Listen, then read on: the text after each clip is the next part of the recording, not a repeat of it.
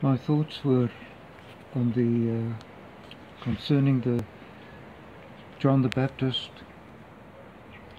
how after he was born, he was given a name.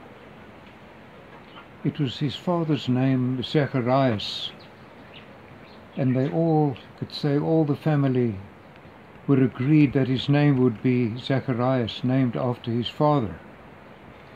But his mother said no. His name must be called John. And then they all said, oh, but there's no one of his kindred called by that name. And so they were not sure now. They were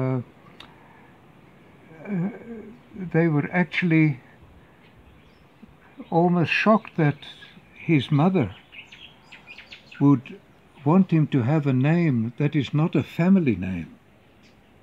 They didn't realize that his mother wanted him to be called John because that was the name God had given him through the angel God sent through Gabriel. And so they wanted to make, you can say, doubly sure. They went to his father.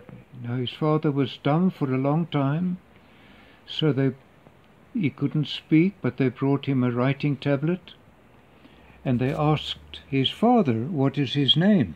What must his name be? And John the Baptist's father, Zacharias, said, his name is John. And then all the mouths were silenced. None of his kindred is called by that name. And it is so in God's family. When we are born into God's family, we are given a name that no one else in the family has been given, because it's a name the Lord gives us. Didn't John wrote, behold, what manner of love the Father hath bestowed upon us, that we should be called the sons of God. And that is why the world doesn't know us. He wrote, the world doesn't know us because it knew him not. The world doesn't know us by that name, the sons of God. The world knows us by our family's name, but not the name that God has given us, sons of God. And that's why the world doesn't recognize us with that name. It gives us another name. When those saints were called Christians in Antioch for the first time, it wasn't the name God gave them. They were the saints and they were the sons of God. But that is how the world could recognize them, by giving them a name as Christians.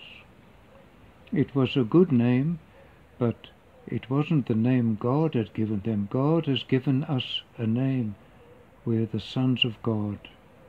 And with that wonderful honor of being called the sons of God, God has established it by not only calling us by that name, but by giving us the Spirit of his Son.